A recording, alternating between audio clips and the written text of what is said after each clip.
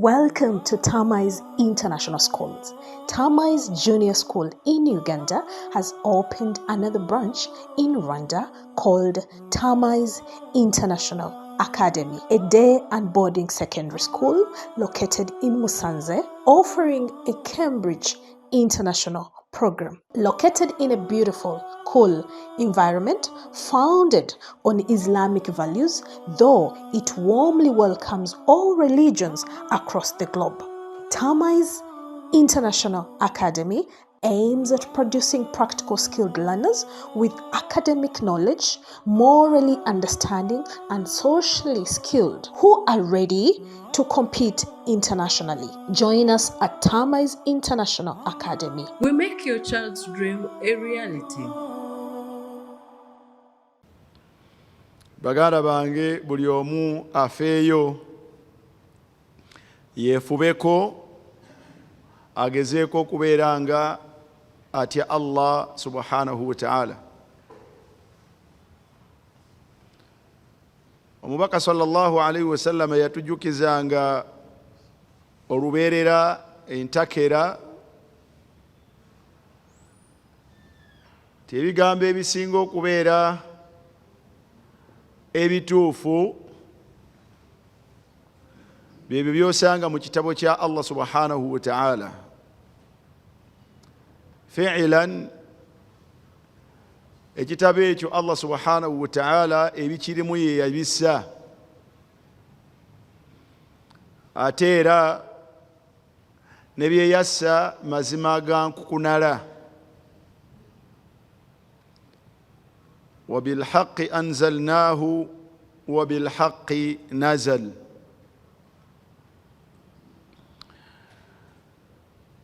Kale nno ekitabo ekyo kigwana omuntu okubeera nga afaayo ku kyo ye n'ezzadde lye, n'abeera nga yeegasa n'ebigambo ebikirimu kubanga bye bisinga okubeera ebituufu. Era obuluŋŋamu kya buvunaanyizibwa okumanya nti obuluŋŋamu obusinga okubeera obutuufu era obutuukiridde bwebwo bwe yaliko omubaka wa Allah gwe yatuma gye tuli, n'amutuma n'ekitabo ekyo gye tuli. Obuluŋŋamu bwe yaliko bwe businga obuluŋŋamu bw'ekitonde kyonna, era bwe bugwana omuntu okubeera nga abulondoola n'atambulira ku bwo.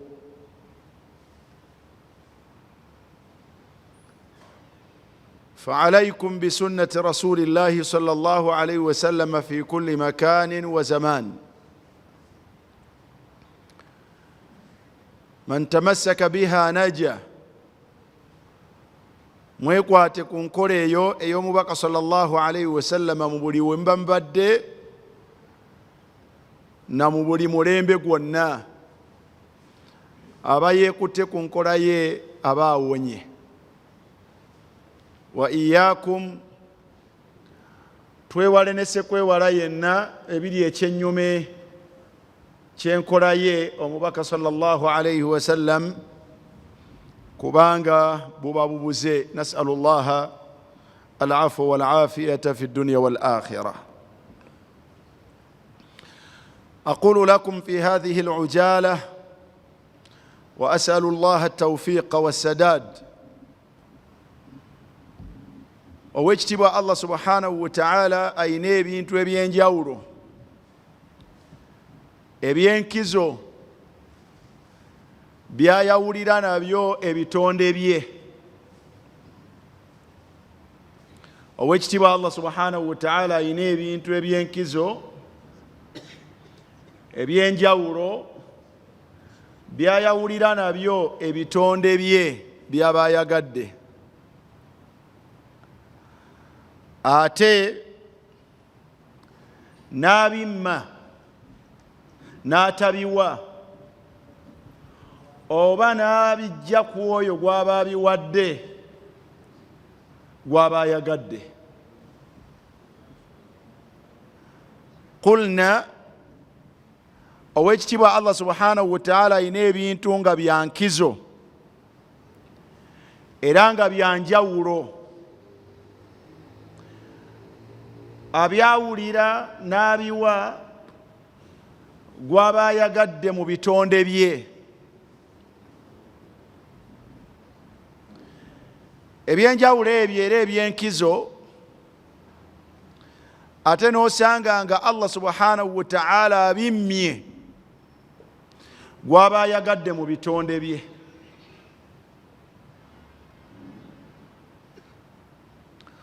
Oba n'osanga nga Allah subhanahu wa ta'ala alina gwabadde abiwadde n'amwawulira nabyo, naye ate oluvannyuma n'abeera nga abimuggyeko. Hadhihi tusamma ni'amullah, biyitibwa ebyengera bya Allah subhanahu wa ta'ala ebyenjawulo. Biyitibwa ebyengera bya Allah subhanahu wa ta'ala byanjawulo. Abantu babyagala era Allah gwaba abiwadde abyenyumiririzaamu bw'abanga alimu abo abafumiitiriza era abategeera. Era abantu bafuna obulumi baba tabiwadde oba baba abiggyeko. Bafuna obulumi baba tabiwadde oba baba abiggyeko. Wakati mu kubeera nga babadde bakyabirulunkanira, obyagala naye owekitiibwa Allah subhanahu wa ta'ala tabikoze ata, tabikuwadde. Oba obyagala bye birimu emigaso gyo, naye ate Allah subhanahu wa ta'ala abikuggyeko n'abitwala. Ekyo kireka obulumi ku ggwe, oluusi ne busaasaanira n'abo abakwetoolodde.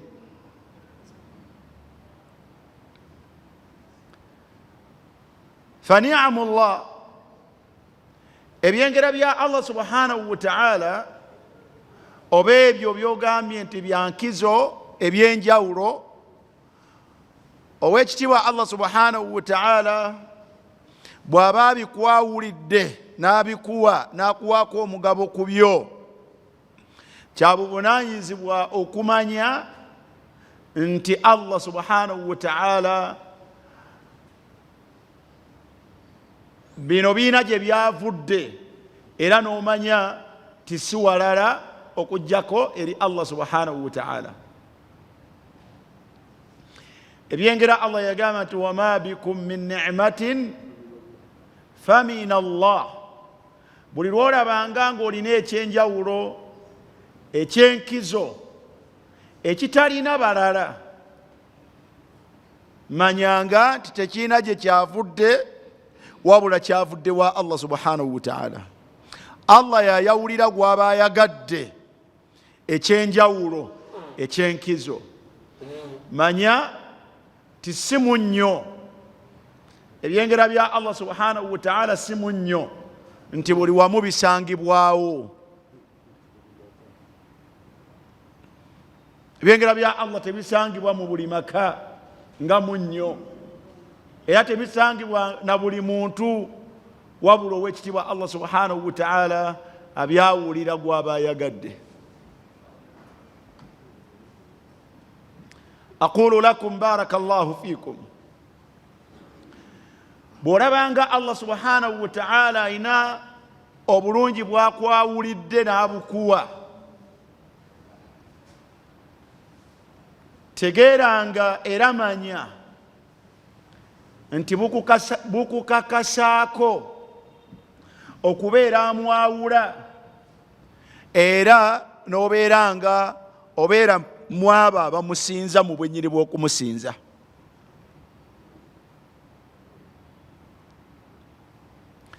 buli yenna Allah subhanahu wa ta'ala gwaba yawulidde n'ekyenjawulo mu ebyo ebirulunkanibwa abantu bye baagala bye beenyumiririzaamu bye banoonya buli yenna Allah subhanahu wa ta'ala gwaba akyawulidde n'akimuwa kimukakasaako okubeera nti ayawula Allah subhanahu wa ta'ala mu bwennyini bw'okumwawula n'atakoma mu kumwawula wabula ne kimukakasaako okubeera nti bw'amaze okumwawula ateekeddwa okumusinza mu bwennyini bw'okumusinza nga nako kwe kubeera ng'afaayo okukola byakola ng'anoonya kumusiimisa oyo Allah subhanahu wa ta'ala yamwawulira n'ebyo ebinoonyezebwa abalala naye ye n'abeera nga yabimuwa.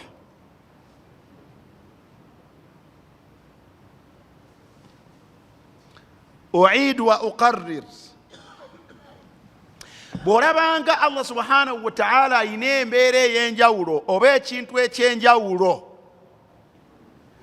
mu ebyo ebirulunkanibwa era ebiyaayaanibwa era ebinoonyezebwa era ebikolererebwa abantu nga babinoonya babifune olw'emigaso ebigirimu, gwe n'olabanga Allah subhanahu wa ta'ala akwawulidde nakyo n'akikuwa,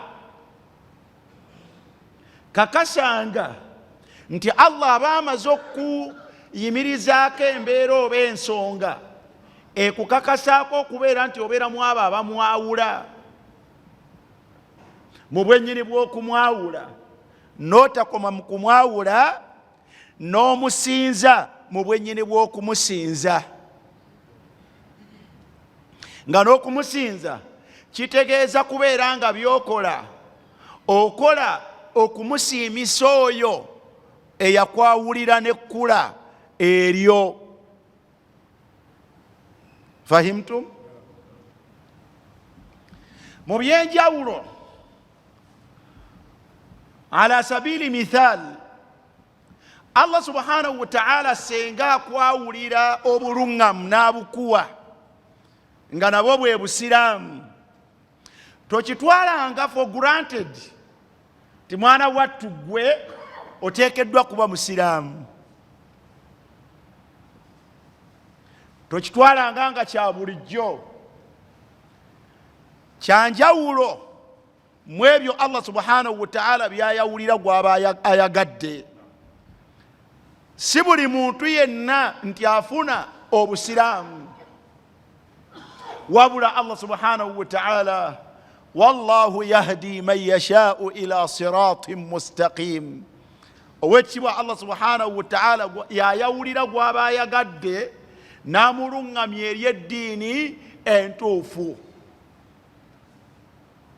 Abantu babeera mu mbeera nga banoonya okumanya Katonda, ne badda eno ne badda eno, n'olaba nga bakola obutaweera, naye nga Allah subhanahu wa ta'ala adallahum. Man yahdihi llah, Allah gw'aba alungamizza fala mudilla lah, man yahdihi llahu fala mudilla lah, Allah gwasazeewo okuwa obulungamu teri yasobola kumubuza. Waman yudlil, n'oyo gw'aba asazeewo okubuza fala hadiya lah, teriyo asobola kukeera kumakya n'amulungamya. Kabeera omubaka mu babaka ba Allah subhanahu wa ta'ala. Olaba Allah akigamba omubaka we sallallahu alayhi wa sallam ku muntu ow'enkizo we, taata w'omuto, wakati mu kwagala ennyo abeere ku bulungamu olw'obulungi obuyitirivu bwe yamukolera. Allah subhanahu wa ta'ala yasalawo obutamuwa bulungamu era teyamulungamya. Ono yali afuba ennyo alabe nga omuntu ono yandirungamye, n'amukomako n'amugamba nti innaka la tahdi man ahbabta, ekyo kiri mu mukono gwo, si mu kwagala kwo. Tobanga n'essuubi erirowooza Muhammad ti osobola okuluŋŋamya n'owo obuluŋŋamu obusiraamu man ahbabta, gwoba oyagadde. La, tekiriiyo. Walakinna allaha yahdi man yasha, ekyo yakyesigaliza Allah awa obusiraamu awa obuluŋŋamu gwaba ayagadde. Naye bw'olabanga Allah akuluŋŋamizza ila al islaami, n'akuluŋŋamya eri obusiraamu, ng'abantu bali ku nguudo okwo, olabanga bakolerera eddiini nga bamanyi bali ku kituufu, ma annahum ala dalaala, naye ng'ate bali ku bubuze. Ekyo gwe Allah gwe yakyawulira nakyo eky'obuluŋŋamu kikkakasaako okugenda oyawule Allah mu bwennyini bw'okumwawula, n'okukola by'okola ng'onoonya omusiimise Allah subhanahu wa ta'ala, olw'okuba yakuwa ekkula eriyayaanira abantu, naye nga Allah subhanahu wa ta'ala alibammye. Bw'olaba abantu nga bakabona ababeera mu kereziya ez'enjawulo, abamu baakutukawo n'ensi nga balowooza baweereza ddiini, naye ala dalaala, masakini fe tukkiriza nti bali ku bubuze. N'okwerumya ne batuuka okwerumya, abamu bagamba nti ffe wakati mu kuweereza Katonda waffe n'ebyokuwasa tetujja kubibeerako. Wa rahbaniyatan ibtada'uha ma katabnaha alayhim, embeera ne bagyegunjizaawo, naye nga Allah subhanahu wa ta'ala tagibateekangako. Naye wonna wonna balulunkana kubeera mbu bali ku buluŋŋamu, naye ow'ekitiibwa Allah subhanahu wa ta'ala nga tabubawadde. Bw'olabanga Allah akwawulidde obusiraamu obuluŋŋamu, kikukakasaako okubeera mu abo abamusinza mu bwennyini bw'okumusinza. Ayuha almuslimun, mu byengero ebisinga okubeera ebinene ebiyaayaanirwa omuntu era ebyebbeeyi, mwe muli ekyengera ky'obwongo obulamu, omuntu ng'ategeera bulungi. Hadhihi ni'matun azima, kino kyengera kinene. Bw'olabanga obwongo bwo buli mu layini, kikkakasaako okubeera ng'oyawula Allah subhanahu wa ta'ala kuba otegeera. Bw'omala okumwawula Allah subhanahu wa ta'ala, omuntu ow'obwongo obulamu ateekeddwa okubeera nga byakola abyawulira Allah subhanahu wa ta'ala, ng'anoonya oyo eyamuwa obwongo bwe n'abukuuma nga bulamu, n'amalako omwaka nga mulamu, ng'okolera oyo asiime. Ayuha almuslimun, baganda bange, obwongo senga bujjako ka shortage katono nnyo, obulamu bwonooneka. Olaba embeera ewangaalirwamu omuntu omulalu n'omusaasira, yaakulu ma la yutamanna wa ma la yushtaha, alya ebyewuunyisa. Omusanga atambula embeera eyeesittaza ku ye ya bulijjo, miskiini, omusanga atambula ng'obwerere bwe buli bweru. Kikyewawa Allah subhanahu wa ta'ala okubeera nga kuumidde obwongo bwo nga bulamu, n'atakufaanaganya bitonde bingi bifaanagana bwe bityo.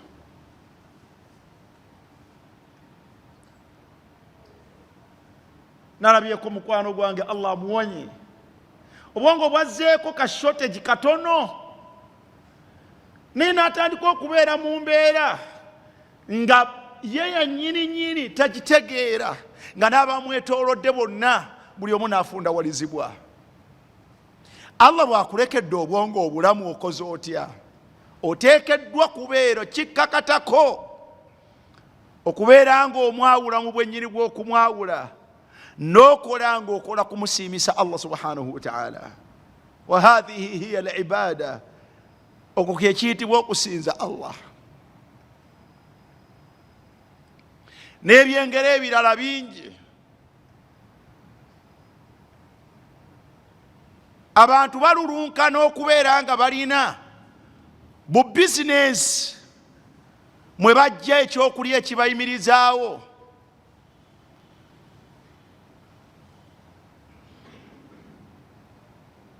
Ne bafuna ekyokulya n'abantu baabwe, ne bafuna ekyokunywa n'abantu baabwe, ne bafuna ekyokwambala ne bejjanjaba, abaana ne babasomesa n'abaana baabwe ne basoma, ne bafuna bwe basula, ne banguyirwa okutambula. Allah n'akeera ku makyanga gwe akwawulidde ka bizinesi akasobola okubeera nga kakukolera ebyo. Bw'olabanga ekyo Allah subhanahu wa ta'ala akikuwadde, kakasa nti Allah amaze okuwa embeera ekukakasaako okubeera nti oteekeddwa kubeera mu abo abakola bye bakola nga banoonya abasiime Allah.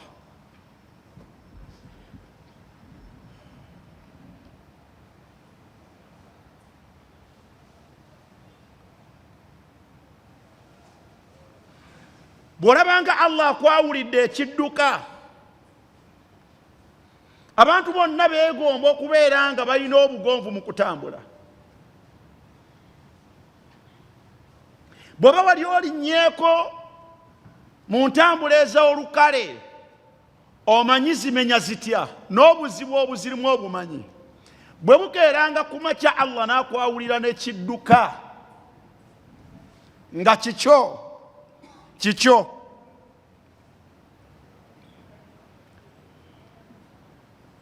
we wali otambulira 3,000 oba 600 okugenda n'okudda, Allah n'akuwa ekidduka nga kya bukadde 40 n'atakoma kukikuwa, wabula n'akuwanga emitwalo 3 egy'amafuta agakigendamu buli kanaku, n'akuwa obuweweevu obutambula wekka, n'akuwonya okutuula nga bagweyongereyo twala tugende n'obujijjo obwo. Owekitiibwa Allah aba amaze okukakasaako embeera nti oteekeddwa kubeera mu abo abakola okumusiimisa Allah.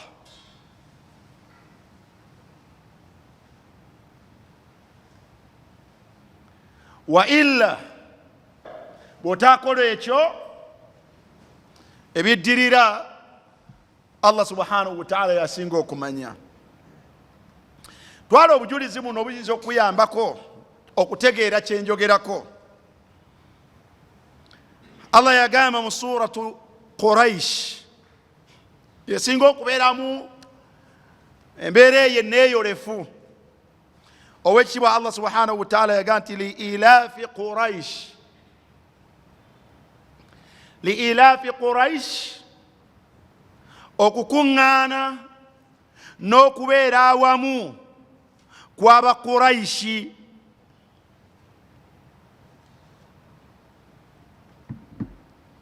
يقول ابن كثير ائتلافهم واجتماعهم في بلدهم آمنين.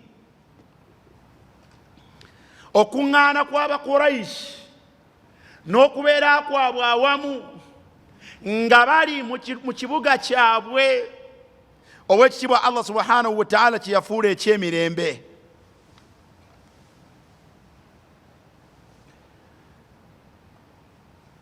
Ekibuga ekyo Allah subhanahu wa ta'ala yakyogerako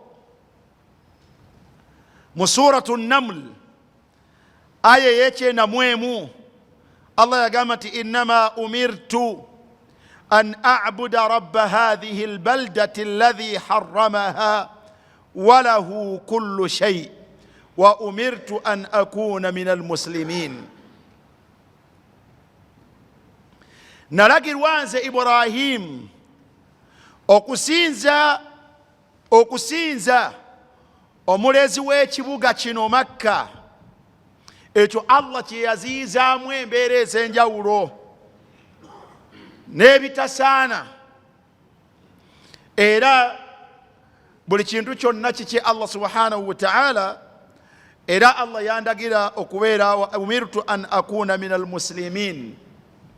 Yasin, omusiraamu omupya, Allah subhanahu wa ta'ala yagamba mu Quran mu sura eyo bagiyita suratu Naml aya oba giyite verse ya 91. Allah yagamba nti wa umirtu an akuna min almuslimin. Allah subhanahu wa ta'ala yandagira mbeere mu basiraamu. Hani allaka bil islam, tukozaayoza okubeera nga Allah kulungamiza eri obusiraamu. Era nitumusaba Allah subhanahu wa ta'ala, netumutendereza oyo akutaasiza embeera eyingiza omuliro. Netusaba Allah subhanahu wa ta'ala akunywereze ku busiraamu era abukwagazise era akusibulemu n'ezzadde nga siraamu era nga lya mukisa. Akunywereze kubwo mpaka Allah lwali kujjulula.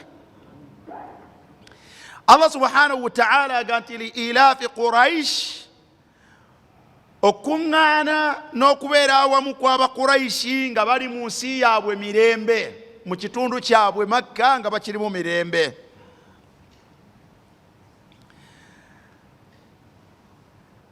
Ilafihim rihlata ash-shita'i was-sayf, n'okuŋŋaana kwabwe ne babeera wamu era nga batambula mu mirembe entambula zaabwe ze batambulanga ne bagenda ne basuubula mu biseera byonna, bibeere ebyekyeya oba eby'obunnyogovu. Allah subhanahu wa ta'ala yabalekera embeera eyo n'ekitiibwa kyabwe n'emirembe gyabwe n'ekitundu kyabwe n'akifuula kya mirembe, n'akigobamu n'akyesambya buli kakikya. Nabo bennyini n'abawa ebitiibwa mu bimunsi omwo, buli abalabako abatwala nga bakitiibwa banjawulo, ne we bayita wonna basigala banjawulo ba bbeeyi.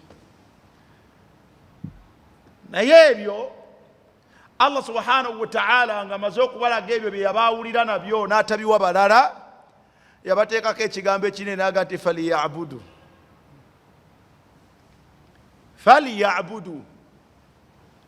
Kibakakatako aba Quraish okubeera nga mubeera mu abo abasinza nga byonna bye mukola mubikola ku lwa Allah.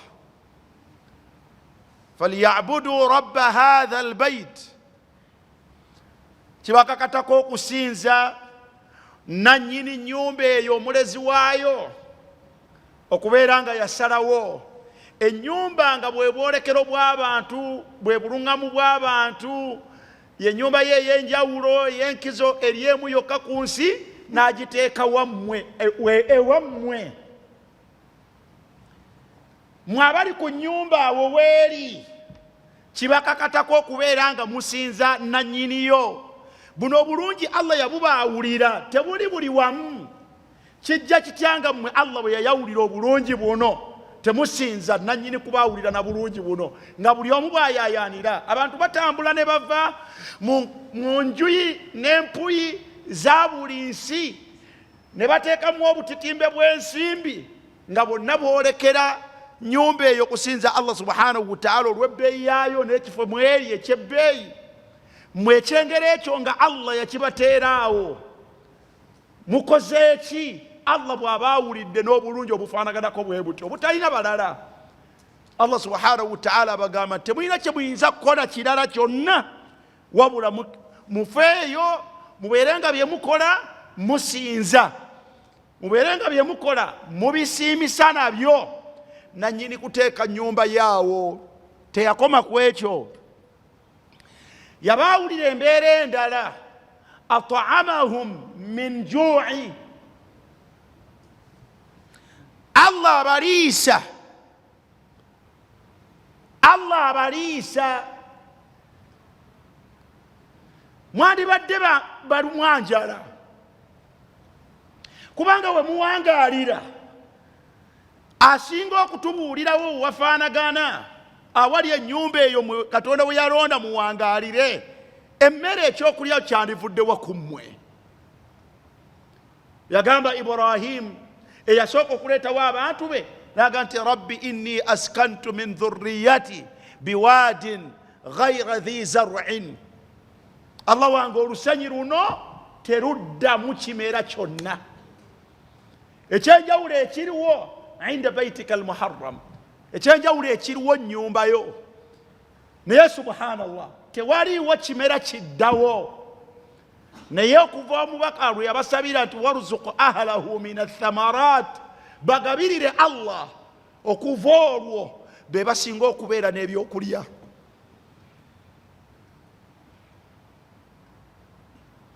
Mu ddungu awo tebayagga kyakulya.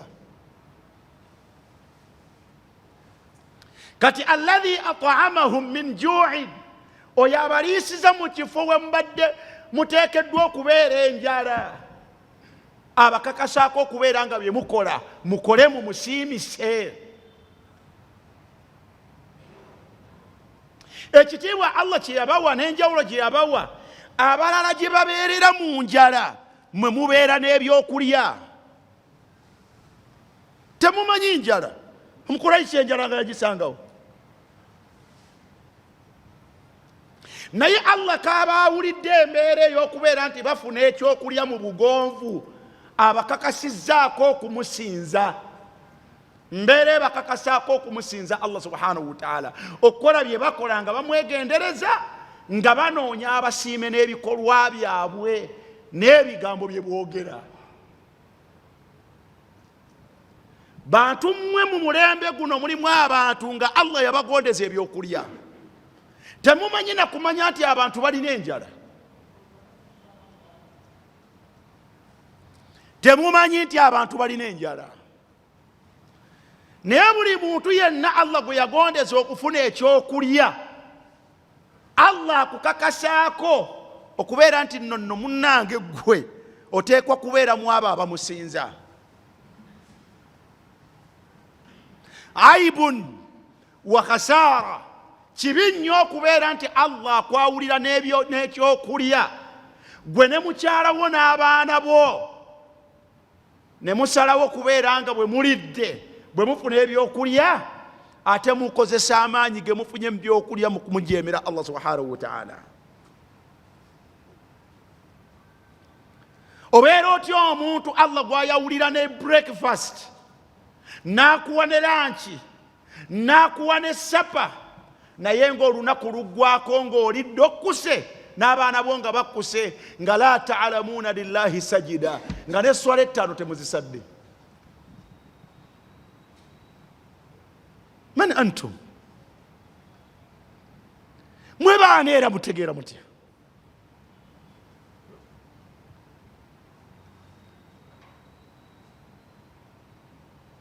Omuntu n'abeera nga ali mu buyinike, naye ng'ate yasinza allah subhanahu wa ta'ala, nga mmwe abalya ebijjulo byonna bye mwagala, nga mmwe mwasalawo kubeera abatamanyi kusinza allah.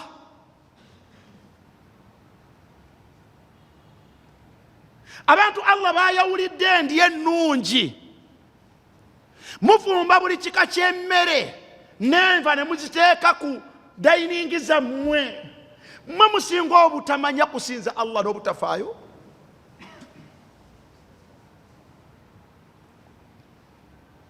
Ng'abantu allah baatawadde masafa ago ga byakulya, ng'ate abali ku kawunga n'ebijanjaalo osanga abaddu abanaku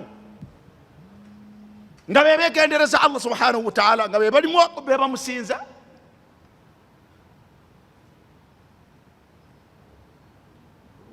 فليعبدوا رب هذا البيت الذي أطعمهم من جوع.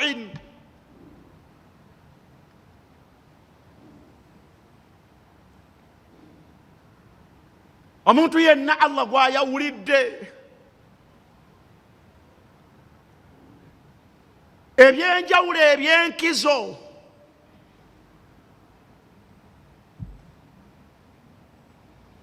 amukakasaako okubeera mu abo abakola abasiime.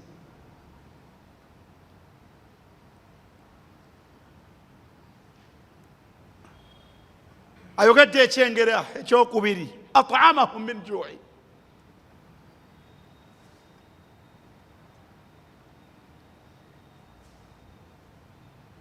wa amanahum min khawfin abantu benna abawangalira mu butebenkevu ng'empangala gye muwangaalamu teriimu kutya bwe mulabanga Allah subhanahu wa ta'ala abatadde mu nsi nga teriimu bunkenke bweraliikirivu nti saawa yonna bayinza okutusuulako ekintu ne kitusaanyaawo obutebenkevu obwo obw'ekitiibwa Allah subhanahu wa ta'ala aba ayagala tubukozese tubeeremu abo abamusinza bw'olabanga Allah subhanahu wa ta'ala akugjeeko obunkenke bwawoosula oyina amunul maskan oyina obutebenkevu bwawo woosula n'abantu bo mukyala wo n'abaana bo muli mu nnyumba yammwe abantu bali fi qalaqin abantu bali mu bweraliikirivu bw'otamanyi buva ku mwami ne bugenda ku mukyala asigala awaka ne bugenda ne ku baana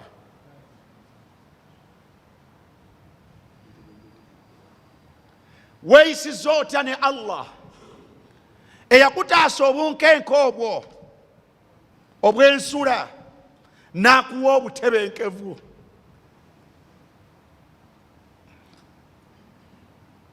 toyina kutya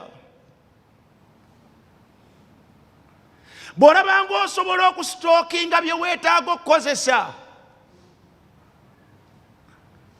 n'oleka abantu bo nga batebenkevu abantu ze bakola olwaleero ze bali enkya abantu bava ewaka ng'abantu baabwe tebamanyi ki kye banaalya be balese ewaka beeraliikirivu noono atambula n'agenda okukinoonya kaata akifunye jjo afuluma agenda okukinoonya naye mweraliikirivu n'abaleka n'agamba nti kanfulume ŋŋende bwe naafuna weefunira nga mbasootinga abo bafulukwaga nti bwe naafunira nga mbajjamu naye nga ne gy'alaga tamanyi kiriyo tamanyi oba agenda kufuna hatha alkhawf okutyoka okuli mu mitima gy'abantu gwe Allah yakukutaasa bw'akutaasizza n'akuwa obutebenkevu obwo okoze otya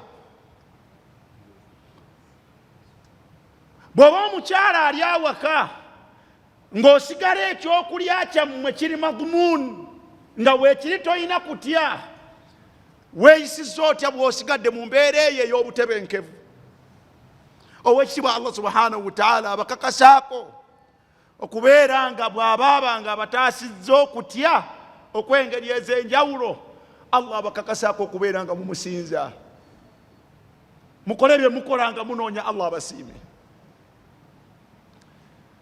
ayuha almuslimun wallahi mmwe Allah be yasukkulumya n'abawa n'abaawulira temumanyi bunkenke nakutya abantu kwe balina essaawa eno nga wiiki eri emu abaana badde ku masomero n'abaana abatya ne wakati ayo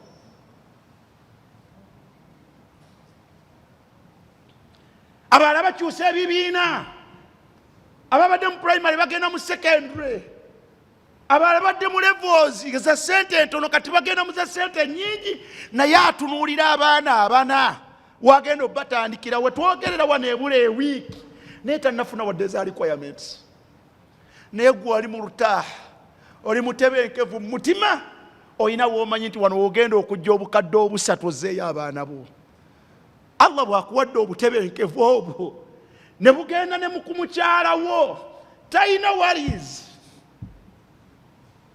n'abaana bo batebenkevu wa amanahum min khawf okutya okwenjawulo Allah subhanahu wa ta'ala yakukutaasa kikakasaako ggwe ne mukyala wo bwe muli mu mbeera eyo ey'obutebenkevu n'abaana bammwe okubeera nga ta'buduuna Allah alladhi faddalakum, musinze Allah subhanahu wa ta'ala, mukole nga munoonya abasiime oyo eyabawa embeera ey'enjawulo eyayanirwa abalala. Wa amanahum min khawf, yabataasa okutya. Allah bagambye nti alla falyabudu rabba hadha albayt alladhi at'amahum min ju'in wa amanahum min khawf.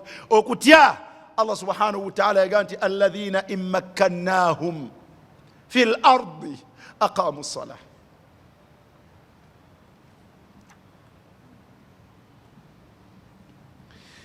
Wali ayogedde n'asiba wamu ti ebikolwa byaffe ffonna Allah bwe yataasa kutya okw'engeri ez'enjawulo tuteekeddwa okubeera mu abo abakola tusiime. Mu suratul hajj Allah subhanahu wa ta'ala mu aya ey'anamu yagamba nti alladhina immakkannahum fil ard,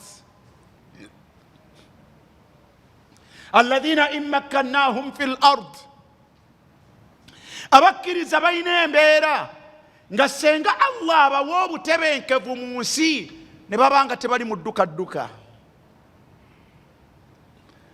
Naku zino otunuulirako abantu bangeri bbiri. Ntunuulirako abantu ba Ukraine ababeera mu ssaawa yonna nga buli wabadde balinda alamu. Putin ssaawa yonna asindika byasindise.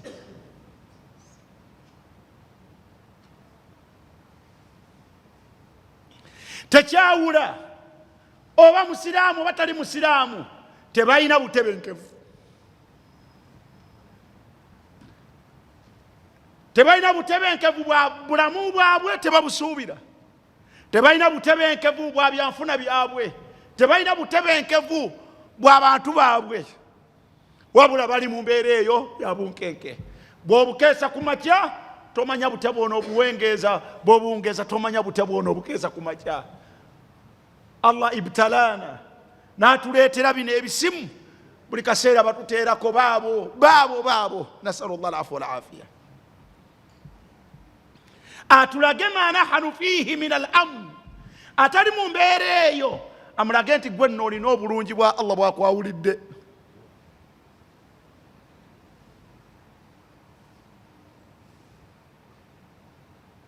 Owekitiibwa Allah subhanahu wa ta'ala kale toyagala kulaba abo olowooza nti si basiraamu era bo babeere mu mbeera yaabwe ey'obunkenke. Nusallim jadalan, naye ate tunuulira ku baganda baffe abali mu Falastin, ardu muqaddasa, ensi Allah subhanahu wa ta'ala gye yafuulanga yankizo. Subhana alladhi asra bi'abdihi laylan min al-masjid al-haram ila al-masjid al-aqsa alladhi barakna hawlahu. Naye nga bannanyini kitundu ekyo, sukkaanu hadha al-ard, bannanyini nsi eyo babundabunda mu nsi, babundabunda mu nsi mu ngeri eyewuunyisa. Ensi yaabwe ngo batasigazzaamu kizimbe kiyimiridde, mwe batalina ssuubi lya bulamu bwabwe wadde abantu baabwe, mwe batalina ssuubi lya kyakulya, okuggyako omuntu okubaleetera mu buteeti mwe babakuŋŋaanyiriza, n'abakuŋŋaanyiriza nagati mulye kiki ekyokulya. Gwe omusiraamu yenna ali mu kitundu ekirala nga Allah subhanahu wa ta'ala akuwadde obutebenkevu, okoze otya? Weeyisizza otya?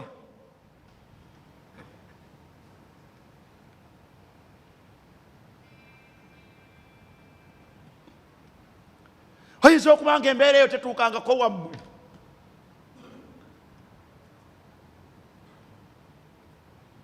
naye ffe wa nahnu ghilman, nga tuli balenzi, embeera eyo ey'obunkenke yatujja mu maka gaffe ne tubundabunda. ekyokulya nga nduulu, aw'okusula nga bwe buyuukiyuuki.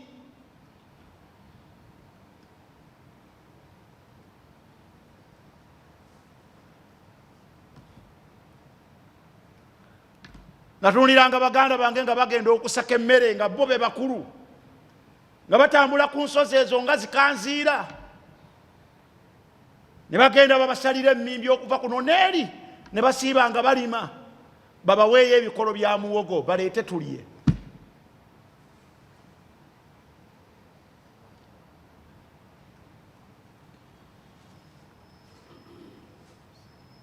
Muganda wange yalwalira mu ttale eyo,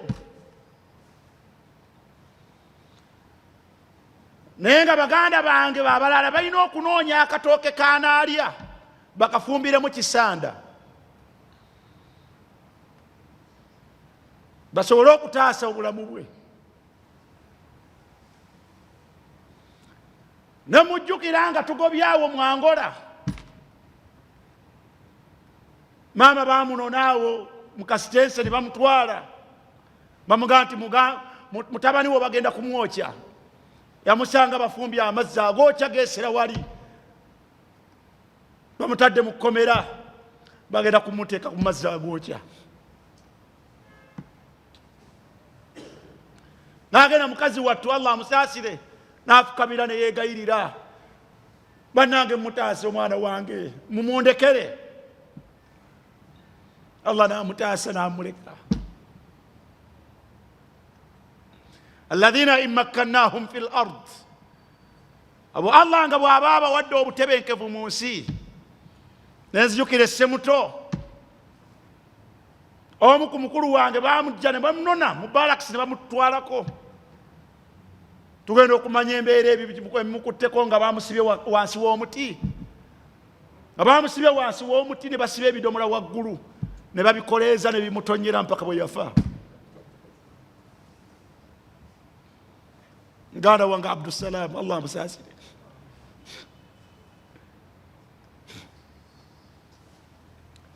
Nenzukira kitange anzaala, nga buli tutambula bwe tuti bwe tuba tufunyeeko we tugenda okubudama oba barracks oba twala tugende yasigala mu nsiko kubanga yamanyiddwa muwalimu.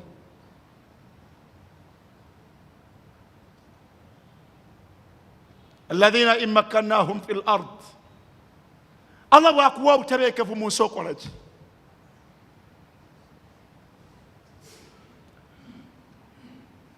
Nenzijukira maama anzaala ng'akooye embeera ey'obuyinike, nanga nti Omar kwata ekikapu nzire mu kyalo, n'alimanga muwogo ne mmulya. Tutuuka ku nnyumba yaffe nga baagiboominga neggwawo, twasangawo kafumbiro nga nako kagudde olubege, n'asala essanja n'ateeka mu mulyango, n'akuma ekyoto munda, nga tujja kwebaka wano.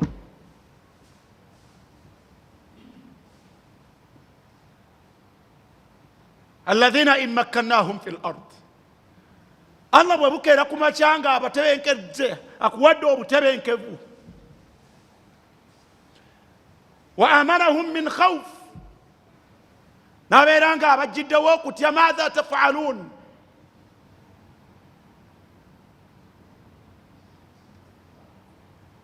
weeyisa otya omuntu musiraamu, weeyisa otya?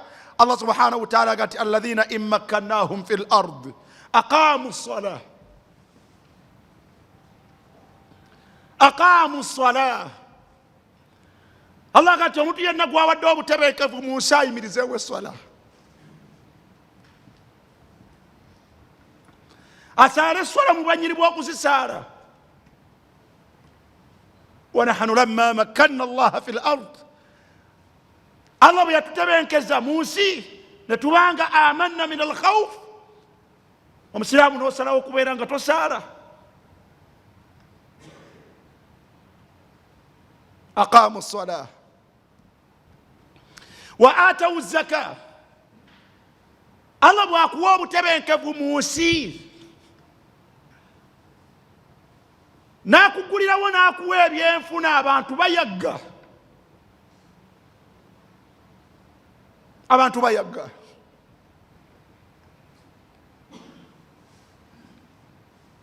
mbeera mu kawofiisi kangaawo n'osanga omuntu nga yakulinze okuva ssaawa 2 n'asumagira n'otuuka ku ssaawa 5 ku 6 ng'ali awo atali omu abatali babiri. Kyekibaleese jonna ajjiddwa omukazi ajuuza mukadde naga nti seeka najja wano emabega naye Allah yanjawula n'abaana bange tetulina we tubeera. Nagenda mbagaba omu ku omu nange nenoonya gyenzira nina mulirwana wensula naye nkooye. Mukazi mukadde nkooye ne tulina akapoloti kaffe seeka senga tusobola omuntu okutuzimbirayo kaluumu nkuŋŋaanye abaana bange mbeereko nabo.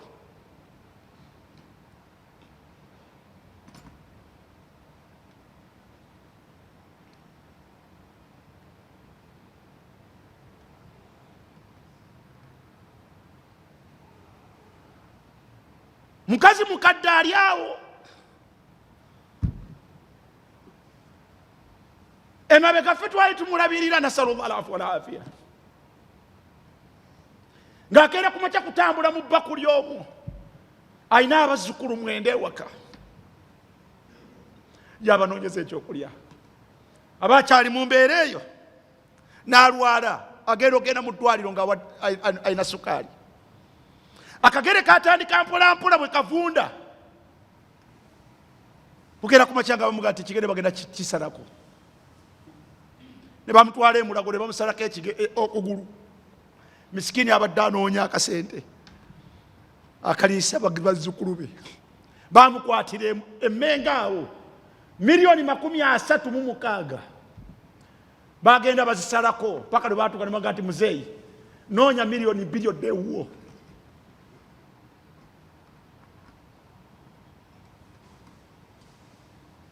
Zakusaba nabadde ndi awo nga mwala wakomyewo naga nti seeka maama wantumye embeera ennaku zino mbi n'okugulu okwokubiri twagenze emulago nako bagambye balina kukusalako.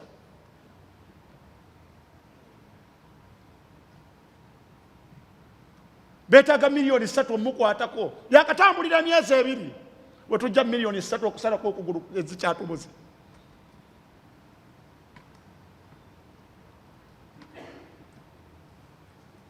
Oyo mutabani wange akakasa Usama twabadde n'omuwala we John nga tugenda Allah bw'ali aleeta obulungi tujja kukukubira $3,000,000. Gwe Allah subhanahu wa ta'ala akwawulidde n'ebyenfuna n'agamba nti wa fi amwalihim haqqun lisaa'ili wal mahrum. Emaali ezo Allah z'abaawulidde zirimu omutemwa ogw'abo abasaba n'abo Allah be yamma beetaavu n'otuula ne ku zaka n'ogiremera. Allah subhanahu wa ta'ala abantu abo nga gye bali babonaabona. Gwe Allah bw'akwawulidde obulungi buno okoze otya? Allah agambye nti wa atawu zaka, kale ekitono ennyo musinze Allah mujje mu maali eyo Allah gy'abaawulidde mugiweeyo egende ku bannannyiniyo.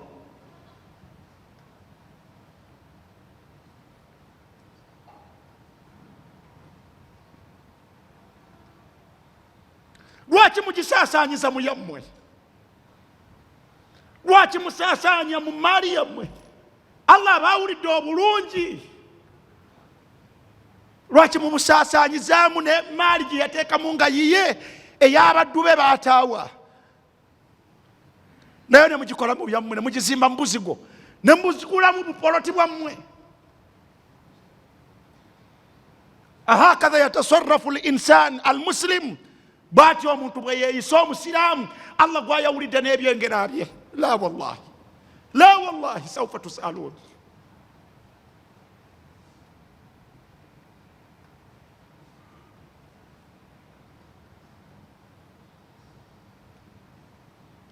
Allah bw'ayawulira omuddu n'ekyengera abaamukakasaako okukola okumusiimisa.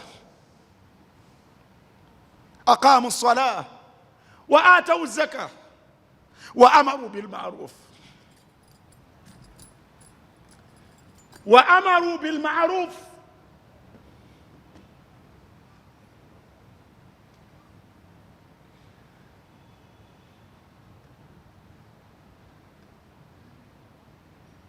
Allah bakakasaako bw'abaawulira n'ebyengera byo okubeera nti mulagire obulungi Allah bw'ayagala. Bw'ogenda n'otunuulira mu nsi ne bwe ziba za busiraamu, n'otunuulira abawali mu butebe bawangaalira ku bunkenke nga tebasobola kusomesa biti Allah by'ayagala. Masakini, gwe Allah n'akuteeka mu nsi ng'osobola okusomesa. Wa amaru bil ma'ruf. Enjawulo eno abawalimu abalala bagyegomba gye bali. Kati nnyinza okubeerako mu mbeera nga nina obwetoowaze obusomesa kye njagala. Sami'tu, nawuliddeyo abakulu eyo. Allahu musta'an. Nawuliddeyo abakulu eyo batambula bagenda mu nsi ez'enjawulo. Tiimu ekulemberwa abatali basiraamu balinga 9. Kuliko abasiraamu abatamanyi busiraamu nga 3-2, abalala 6-7 si basiraamu. Bali kukola survey mu nsi ezimu ez'obusiraamu, bagaana batya abasiraamu okusomesa mu ngeri gye basomesa.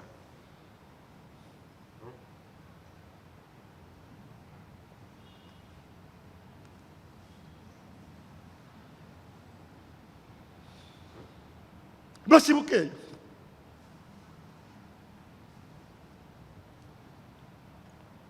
bagenda beebuuza, wano mwakikola mutya? Wano mwakikola mutya? Allah wabeeredde nga tannakitujjako. Hal ddala abawalimu amarna bilmaruf wa nahaw anil munkar. Ofuddeyo ng'omuwalimu okubeera nga oziyiza ebyo Allah by'atayagala. Allah n'akwawulira embeera. Abaana b'obusiraamu bafuluma mu masomero ago ag'obusiraamu, n'obalaba nga bayaayaana basobola okufuna scholarship bagende basomereko e Madiina, basomereko e Ummul Qura, basomereko ku Imam Muhammad Riyadh, basomereko e Sudaani ku Jamia Islamiya. N'obalaba n'olwaliro mu ofiisi yange mubaddemu omwana agati seeka namala BA3 naye nkoze ntya okusaba bampe. Gwe Allah n'akwawulira n'akuwa minha, n'akutambuza n'akutwala ne tiketi be bagikuwadde, ne bakuwa n'osula, ne bakuwa n'olya, ne weebaka, ne bakuwa abasomesa n'ebitabo ne bakuwa.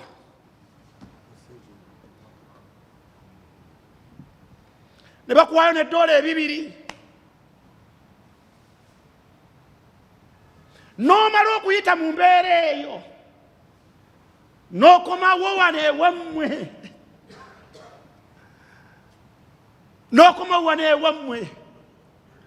n'ogaana okubeera mimman ya'muru bil ma'ruf wa yanha anil munkar. N'okomawo wano n'okola bibyo nga Allah byakuvunaana birala.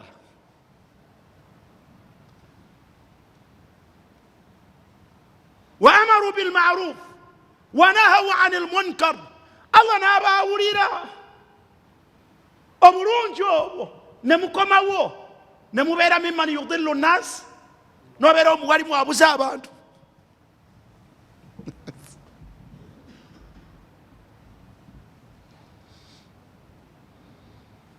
N'obeera omuwalimu abantu nga babulira ku ggwe. Ekyo ekyengera bwekyo bwe kikozesebwa.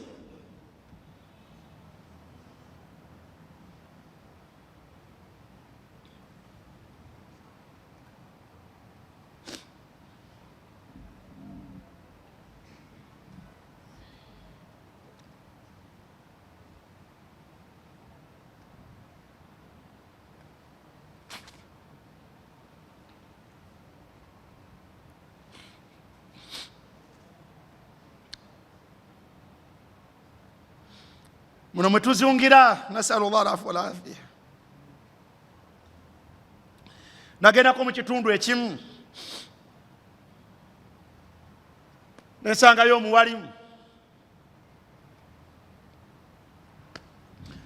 tutambudde kilometers mpitirivu ogenda okutuuka mu kitundu kye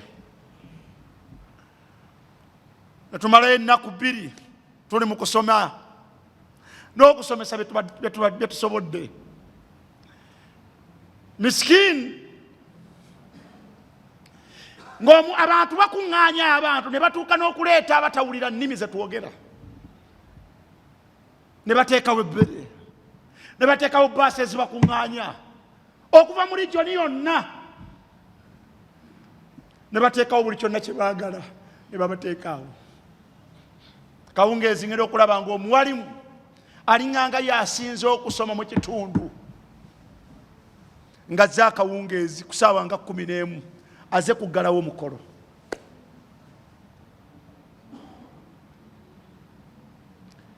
Bwe yatuuka ne mubuuza nti Yahya, gwe Allah gwe yafusitula mu kitundu kino era nkakasa oli musajja mugezi nebye wasoma mbimanyi, muganda wange tosomesezza bantu bano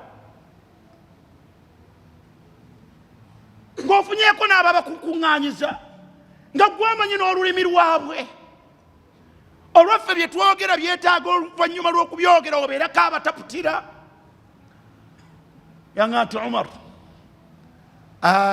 ate nze soogwe si gwe nja okukola, ffe tujja kuba bakuŋŋaanyiza mwe mujje mu basomesi. Era bwe yajja yalamuga pulogulaamu za Yidi bwe bagenda okukuŋŋaanyira ku Yidi.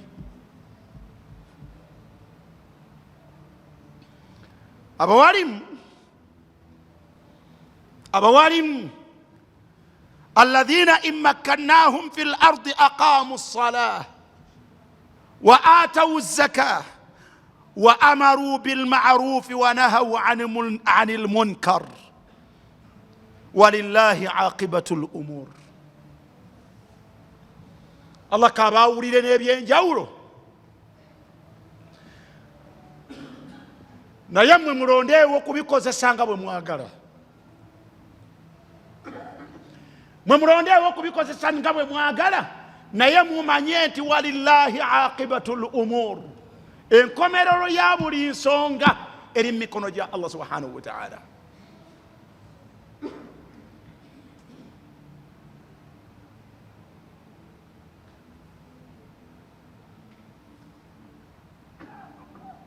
Abantu banoonya okutambula okugenda e Bulaaya, n'olaba buli omu ng'ayaayaana, abantu batunze buli konna ke balina, be babbye bababbye, be biganye biganye. Naye gwe Allah subhanahu wa ta'ala eyali mu buyinike, Allah bw'akuwadde n'akujja wano n'akutwala e UK gye wali oyaayaanira, n'akutwala Amerika gye wali oyaayaanira, eyali omunaku n'atukeera ku makya ng'akuwadde akalimu, ofuna sente ziwali tofunangako Uganda, Allah bw'akuguliddewo okoze otya? Allah bw'akujja mu buyinike buno weeyisiza otya?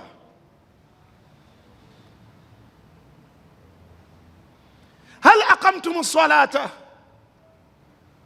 Allah bw'abaggyeko obuyinike muyimirizaawo eswala?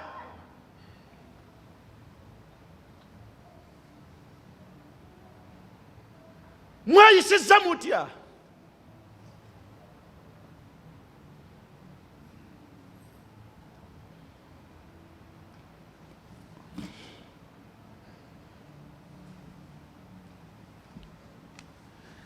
Oweekitiibwa Allah subhanahu wa ta'ala bwe yali ayogera ku mizikiti gino mu suratu Nur,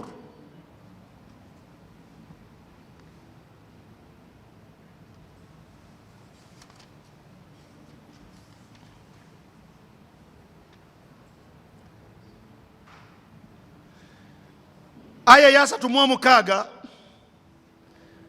Allah bwe yali ayogera ku mizikiti yagamba nti fi buyutin adhina Allahu, ekitangaala kya Allah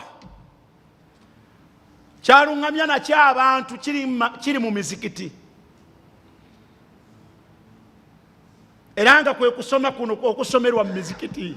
Fi buyutin آية وقل الله نور السماوات والأرض مثل نوره كمشكاة فيها مصباح المصباح في زجاجة الزجاجة كأنها كوكب دري يوقد من شجرة مباركة زيتونة لا شرقية ولا غربية يكاد زيتها يضيء ولو لم تمسسه نار نور على نور يهدي الله لنوره من يشاء ويضرب الله الأمثال للناس والله بكل شيء عليم.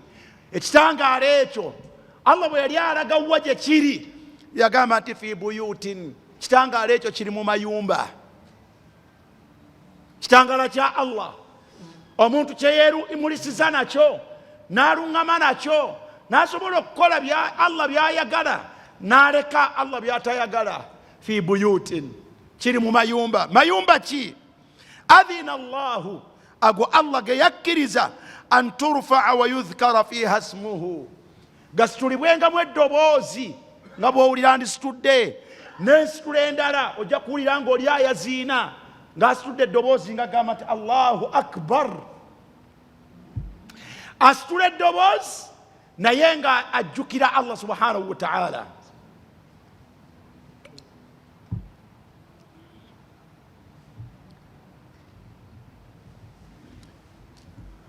يسبح له فيها بالغدو والآصال, nga abantu batendererezaamu Allah ne bamutukuza ku buli bukendeevu bwonna ebiseera ebyokumakya n'akawungeezi. baani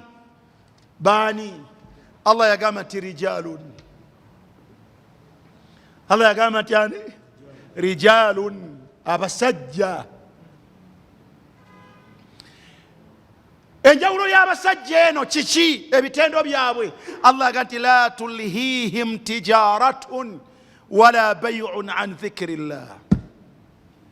rijalun la tulhihim tijaratun wala bay'un an dhikrillah. abasajja abalina bye batunda era abalina bye bagula, basuubuzi batutumufu, bamanyiddwa mu kusuubula, mu kugula n'okutunda. naye wakati mu kubeera nti embeera yaabwe bwe batyo basuubuzi, bagula bali bize, bagula era batunda. naye la tulhihim tijara, okutunda kwabwe n'okusuubula kwabwe tekubalagajjaza an dhikirillah, tekubalesaayo okutendereza Allah subhanahu wa ta'ala.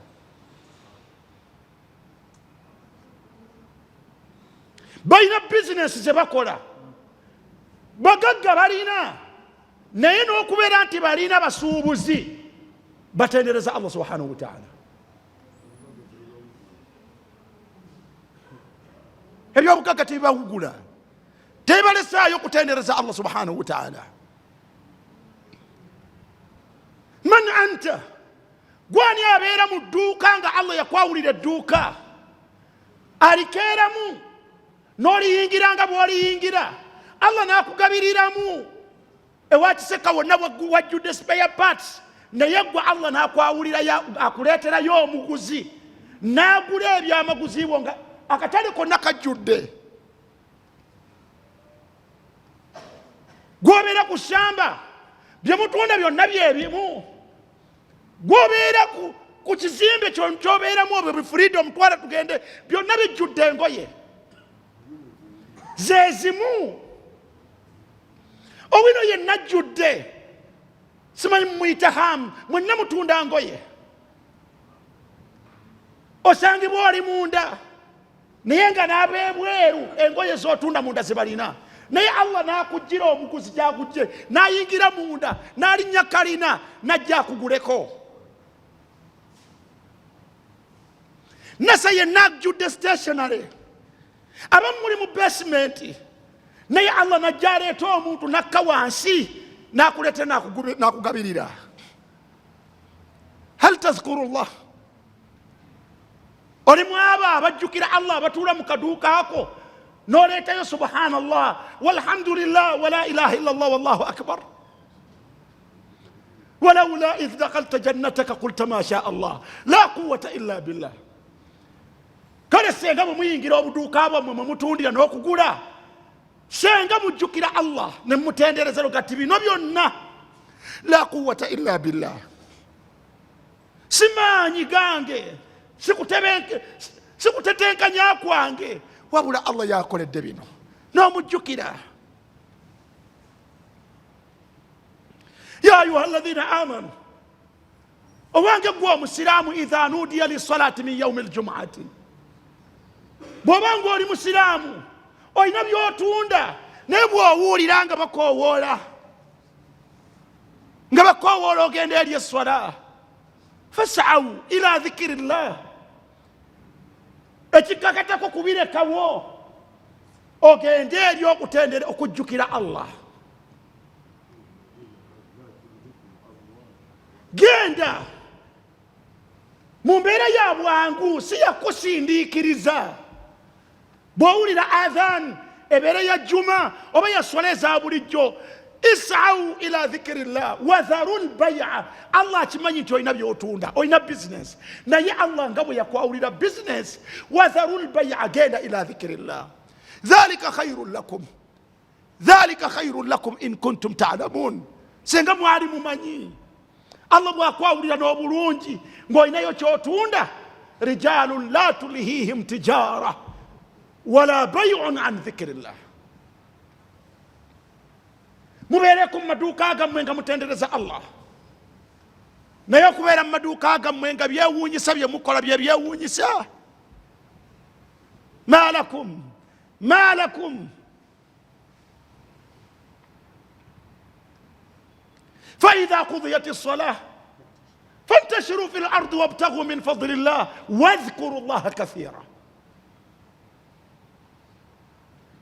Allah yabaawulira n'ebyemugula n'ebyemutunda, nimubeera abajjumbize b'okusaala. Esswala bweggwa mugende, muddeeyo mu nsi munoonye obulungi bwa Allah, ne mugende nga wadhkuru llaha kathira. Mubeere mu abo abajjukira Allah ku nnimi zammwe, mubeere mu abo abalowooza ku Allah bye mugenda okukola. Mu kutunda kwammwe n'okugula kwammwe mulowoozenga ku Allah. رجال لا تلهيهم تجارة ولا بيع عن ذكر الله وإقام الصلاة. الله تكوى بيا بغغا byogula byotunda na byosuubula kukulesaayo sola, wabula gati bw'obanga oli mu mbeera eyo wa iqami sola, embeera gy'olimu eyo nnungi, tekulesangayo sola. Wa itai zaka, Allah ekuwadde osobola okusuubula, oteekeddwa okubeera mubawa zaka. Bino bikola lwaki? yakhafuuna yawman tataqallabu fihi alqulubu wal absar. Onookola otya munnange bw'onooba tokoze bw'otyo nga waliyo olunaku amaaso lugagenda okutukanuka n'emitima gitwewanike?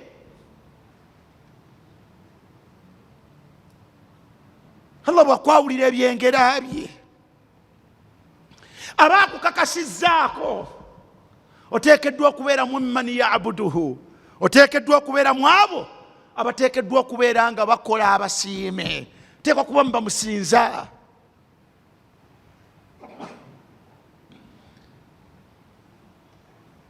Owekiwa Allah subhanahu wa ta'ala yagamba omubaka Muhammadin sallallahu alaihi wasallam, yamugamba nti wadduha, suratu dduha egati wadduha wallayl idha saja. Nade njagala okutulako mu adwaul bayan ku ayati ezo tuzisoma naye tuziyita kungulu, naye obudde tebutusobozesa tugende direct. Allah yagamba nti ma wadda'aka rabbuka wama qala wala al-akhiratu khayrun laka min al-ula wala sawfa yu'tika rabbuka fatarda. Allah namugamba nti alam yajidika yatiman fa'awa. Muhammad obulungi obungi bwe nakwawulira mwe muli buno. Addada alayhi ni'am alladhi tafaddalahu alayhi, yamubalira ebyengera ebyo bye yamwawulira nabyo. Mu byo wajadaka yatiman, kitaawe yafa okyali mu lubuto, maama wo naafa ku myezi mitono nnyo, ku myaka 6. Wali abuwa ng'ava e Madina adde Makka. nobeera enfunze efaanagana bwetyo naye nenkuwambaatira.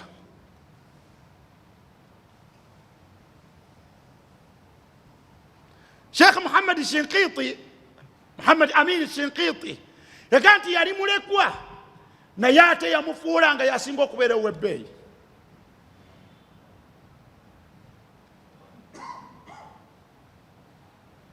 Era omulaba nga agenda okuwasa Khadija, kitaawe ebigambo bye yamwogerako. Kati mu Bakuraishi mu Makka wano tewaliwo amufaanagana wanjawulo fumbira omuvubuka oyo. Naye nga wajadaka yatiman fa awa wa wajadaka ailan fa aghna.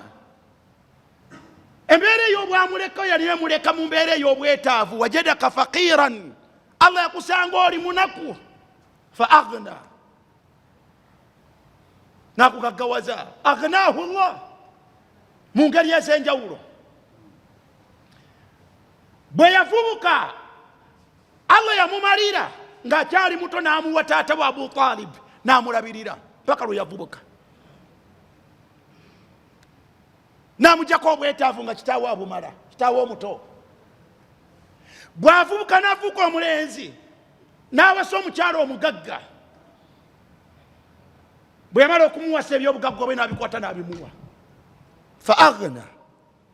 Bwe yasenguka n'ava e Makka n'atuuka e Makka e Madiina, Allah n'afutasasi abantu b'e Madiina ne bamuwa obukulembeze. Allah n'amuteekerawo omutemu ogugwe nga bigabo bwe gijja alina omugabo ogumu eyawulidde.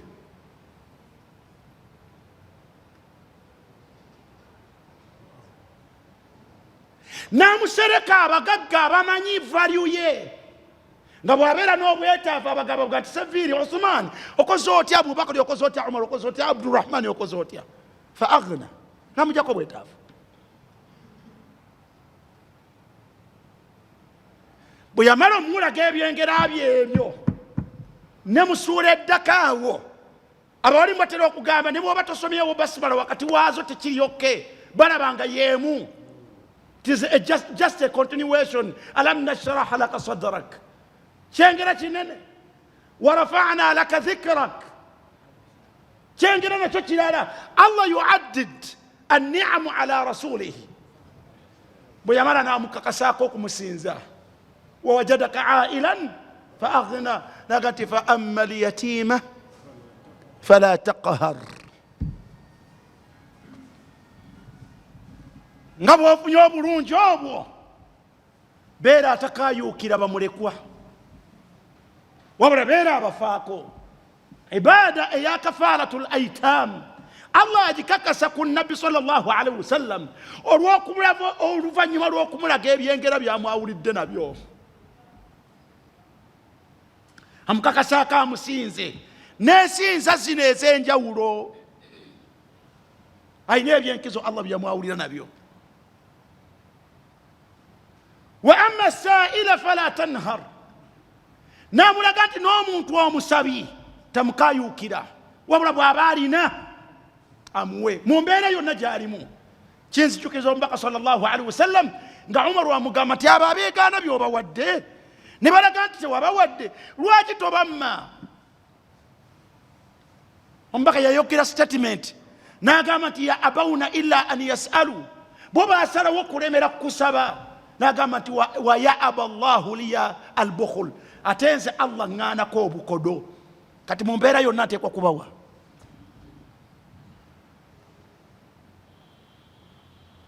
Akhil Karim, omuntu Allah bw'amwawulira ekyengera mu byengera, aba amaze omumukakasaako okubeera mu abo abamwawula mu bwennyini bw'okumwawula n'abamusinza mu bwennyini bw'okumusinza, nga byokola omukolero oyo eyakwawulira n'ebyo ebirulunkanira abalala, gwe n'abikuwa osobola okubeera nga gw'obeera mu mbeera eyo egyo weenyumiririzaamu. Naye in return Allah akwetaaza okubeera mu abo abakola omusiimisa.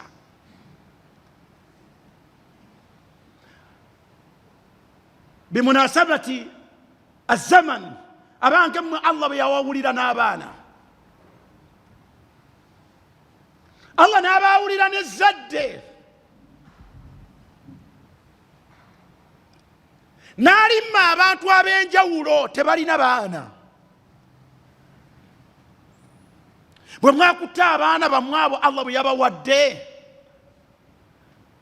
musiimisizza mutya Allah nabo kusalawo kubafuula Abayahudi kwonoona nzikiriza zaabwe nga mubateeka mu mikono gy'abantu abatakkiriza Allah be baba babalera. Fa abawaahu yuhawidanihi au yunassiranihi au yumajjisanihi. Bw'atyo Allah bw'abeetaaga bwe yabaawulira n'ekyengera kino mwasalawo kusasula bwe mutyo, mwasalawo kweyisa bwe mutyo.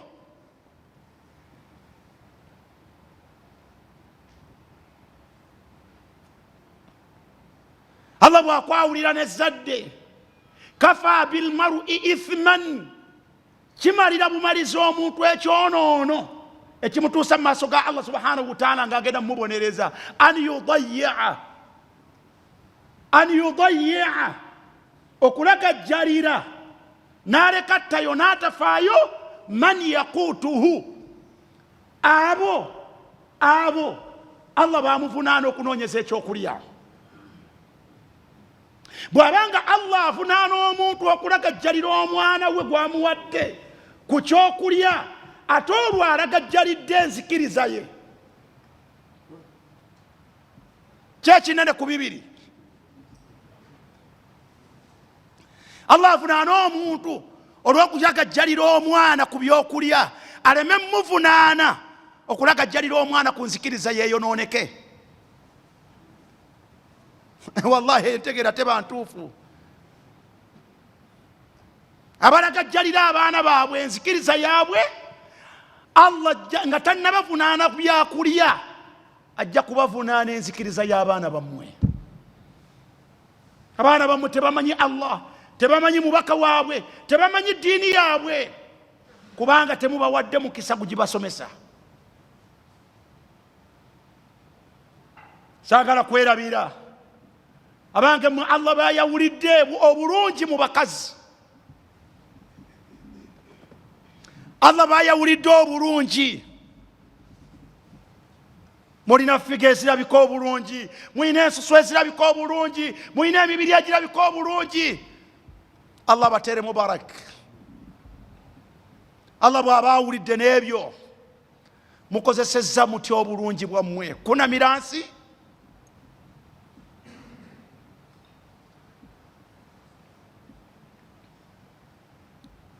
Kunamira nsi?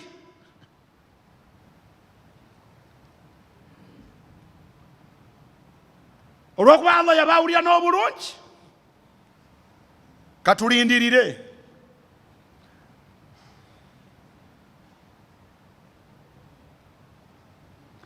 Allah bw'abaawulidde n'amasimu amalungi mugakozesezza mutya? Abakyala bwe Allah bw'abaawulidde n'amasimu amalungi mugakozesezza mutya?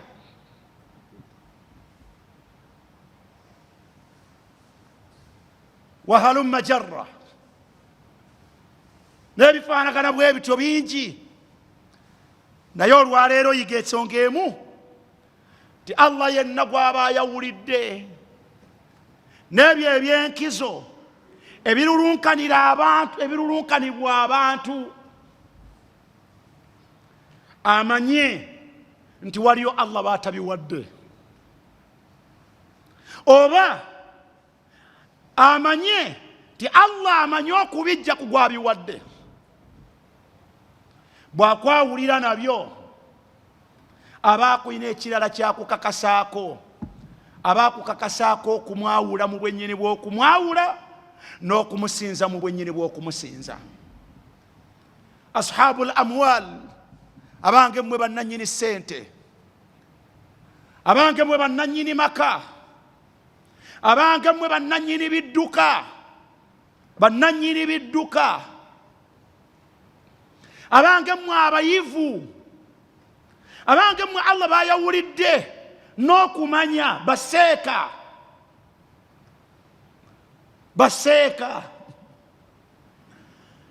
abange mmwe Allah bayawulidde n'ezzadde, abakyala mmwe Allah bayawulidde n'obulungi, abaami Allah bayawulidde n'obufumbo, abakyala Allah bayawulidde n'obufumbo. Abantu Allah subhanahu wa ta'ala bawe ekyokulya mu butebenkevu mu mirembe. Abantu Allah bajjeeko okutya okw'engeri ez'enjawulo. Olaba abantu Allah bawadde obuwangaazi. Khayrukum man taala umuruhu naye wa hasuna amaluhu. Abange mu Allah bayawulidde n'obuwangaazi. Omulungi mumwe yoyo Allah gwawaako obuwangaazi ne bugenderera, naye ng'agezaako okukola obulungi. Abange mmwe Allah bawadde obukulembeze n'obuyinza obw'engeri ez'enjawulo. Allah bawadde obukulembeze n'obuyinza obw'enjawulo. Buli omu kyalulunkanira, muntu alulunkanira kubeerako LC.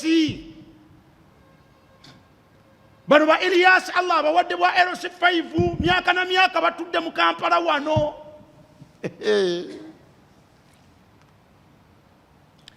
Madha amiltum mwe bamemba ba parliament abasiraamu Allah abataddeeyo. Allah bawulidde n'obulungi obwo, ensi yonna ebuyayaanira. Nina muganda wange yamuteekamu ssente mpaka bwe byamulema. Naye nti muganda wange mpanise agenda okuwanika ng'ayavuwadde. Gwe buli kisanja gwe gy'oli, buli kisanja gy'oli, buli kisanja gy'eri. Naawe bensobola okwogerako bempuliziganya Muhammadi, bano Muhammadi Nsereko, bano ba Ibrahim. Allah mwe babataddeyo eyo. Madha amiltum. Abasawo kwano gyange gye bali eyo mu malwaliro, abasawo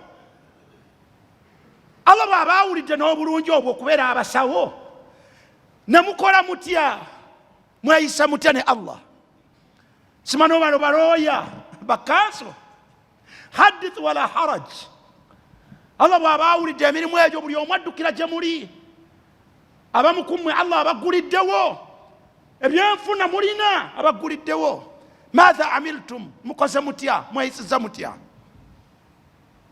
Abasomesa abamu Allah abasitudde, bahedi teacher abamu bamanya amanya, abasomesa ab'engeri ez'enjawulo Allah bw'abasitudde. Madha amiltum. Abamu Allah bawadde amasomero ga bbeeyi, mwe mugakulembera.